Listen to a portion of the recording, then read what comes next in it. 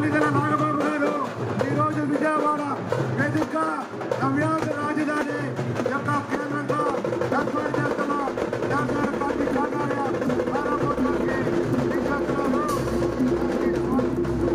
అదిగో వస్తున్నారు, అదిగో